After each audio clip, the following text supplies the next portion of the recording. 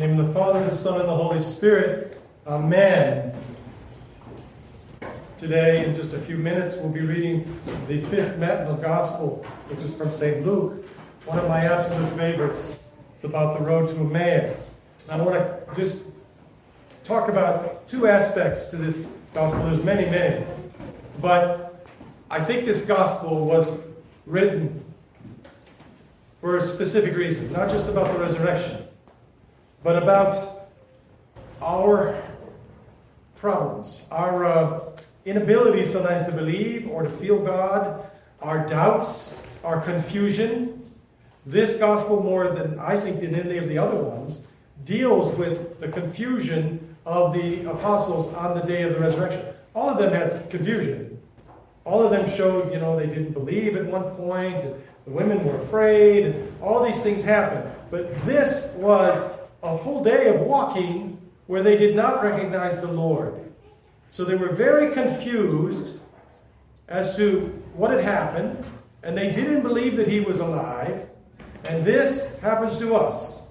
Now, I wouldn't say that we don't believe Jesus is resurrected. I wouldn't say we don't believe in the Trinity, or that miracles happen, or anything else.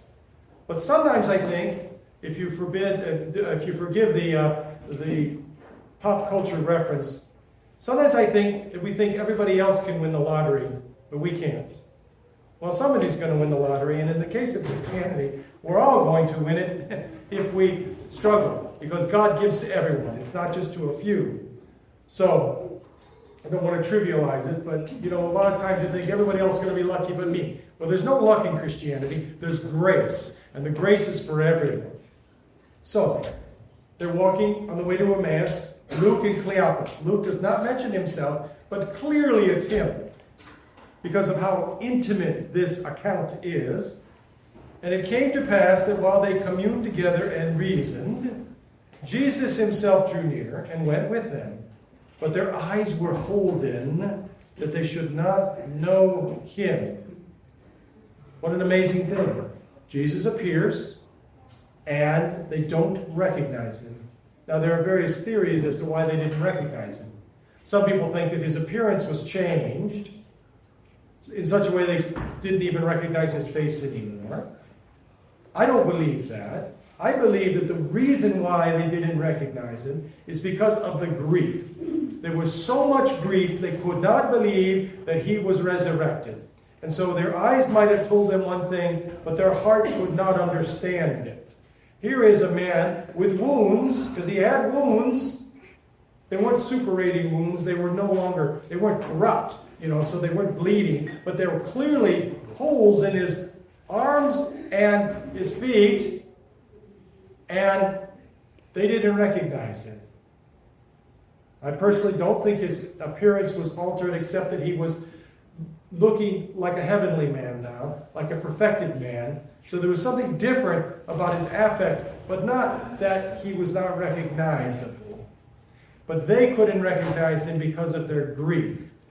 And I believe that this is written because we often cannot recognize the Lord because of our grief. But sometimes it's not just grief. Perhaps sometimes it's anger. Perhaps sometimes it's judgment. Perhaps sometimes it's loneliness. Perhaps sometimes it's bad thoughts about people. We don't recognize the Lord, so we don't recognize him because of our grief. We don't recognize him because of something that's going on in our heart. And we have to work to do things to recognize it. That's why I tell you all the time, it's just a list of things, right? Prostrations. Somebody told me I didn't say anything about prostrations 2 sermons ago. And I told them I'm going to challenge you and look, because I think I always do. But prostrations and prayer for others, pray for our enemies, reading the gospel. Someone recently complained about how I don't know how it was put, something about not real or anything. Well, the gospel's real. If you read the gospel, that is reality. That is how things really are. How people really are, how God really is, how God relates to his creation with love. All of it's there in the gospel. And if you read it over and over again, you get just full of God. Same thing with the epistles, and the same thing with the Psalms. Each one has a sort of a different place. They're all important. And even all of the Old Testament, although some of it's really hard to understand, but the gospel is right there in front of you. So if you're not reading the gospel every day, well, you're doing it wrong. So you've got to read the gospel. And the reason why you're reading the gospel, why you're saying your prayers, why you're doing your prostrations, why you're fasting when you don't feel like fasting, why if perhaps on a holiday with your family, you're eating a very small piece of meat instead of a large piece of meat, why you're doing all those kinds of things is because you need to feel God. And you can't feel God until your heart is a little quieted. Just like you can't see your reflection in a turbid waters. You can only see your reflection if water is clear, right? And if there's no waves in it, like in the morning. So they could not recognize him because of their grief. And so he said to them, "What manner of communications are these that ye have one to another as ye walk and are sad?" And one of them, whose name was Cleopas, answering said, "Art thou only a stranger in Jerusalem, and hast not known the things that are come to pass there in these days?" So he asked what things, and they continue this conversation, which is very edifying to go into literally line by line, word by word, comma by comma. But we won't do that. We'll skip to the end. They've talked all this time. They have not recognized him. He has been opening to them the scriptures. Can you imagine? He's been telling them all the things we talk about in the services, about the prophecy of Habakkuk and of Micah and of Isaiah and all of these things. All of the things about the Mother of God, the Queen is most glorious within. All those things he's telling them, and their hearts are burning within them. They're not quite able to understand that it's him yet, but there's something happening. Their hearts are burning within them. Now, they didn't recognize it at the time, but they recognize it later. And here's the time that they recognize it. So they come to the end of the day, and he went in to tarry with them to eat, because they said, "Come and eat. The day's far spent. Come and eat with us." And it came to pass, as he said at meat with them, he took bread and blessed it and brake it and gave it to them, and their eyes were open, and they knew him, and he vanished out of their sight. And they said to one another, "Did not our heart burn within us while he talked with us in the way, and while he opened unto us the scriptures?" So I get 2 points out of this. Number one, you got to have a burning heart. You might be confused. You might be bothered by things. You might have sins.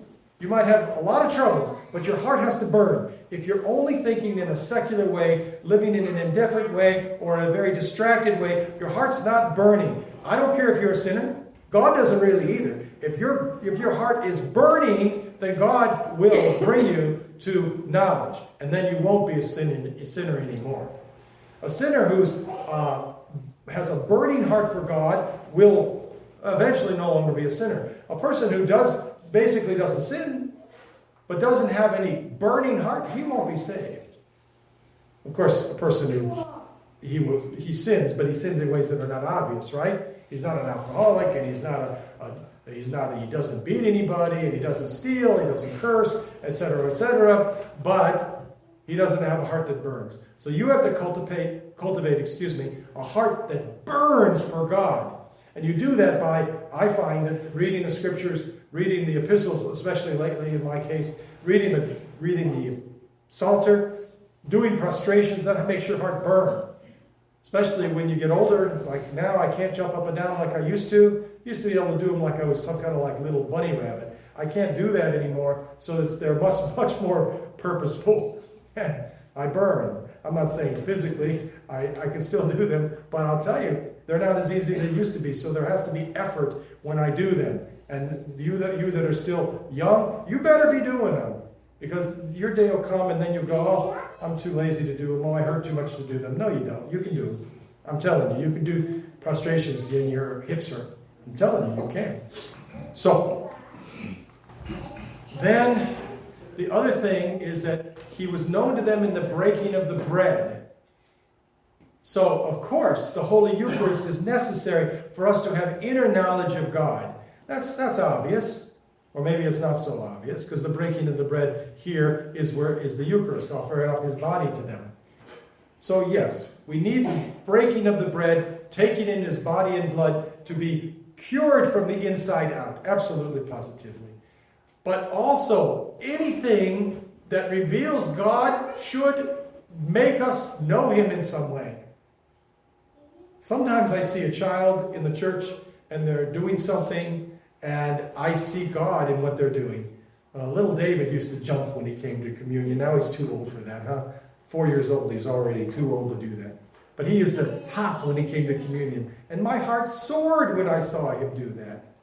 And you see things in life all the time that just reveal God to you. And you should cherish those things. Absolutely. Of course, the Holy Eucharist is preeminent. And your prayers, especially when they're difficult, are preeminent. And the reading and loving your neighbor and loving your enemy, all those things are so important. But also, God is showing himself to you all the time. Today, we're celebrating the service for the forefathers. There are incredible passages, and more yet to come. Vespers, I would say, if you put a percentage on it, maybe 30% of the awesomeness of the service is Vespers, and 70% is Matins. I don't think any church father ever said that, but, more or less, the stuff in Matins is amazing. The canon will be amazing. And all of the other hymns are just amazing in Matins. And plus, we're reading the Gospel in Matins, which is really just a moment of great clarity and truth. So, let's be like these apostles. Not like them when they were walking on the road. Well, like them in that we have burning hearts. But let's not remain ignorant. They didn't remain ignorant. Their hearts were burning within them because they loved God and they had been shattered by their experience, but they stuck with it. And God rewarded them by breaking the bread, and then he was known to them. And by the way, they ran back. They did an 8-hour walk and probably ran back in a couple hours at night so that they could greet the other apostles and state that he was risen. Well, they'd known that by then because he'd appeared to Peter and to the women. So may God bless you, help you to withstand when you have these moments when you don't recognize Christ. Don't be afraid of those moments. Don't be afraid of times when you don't feel God. Don't be afraid of times when your prayers are just kind of hollow. Do them. Maybe do something a little different. Maybe do prostrations instead of the Jesus prayer instead. But do them and struggle, and God will reward you. He will reward you by revealing himself.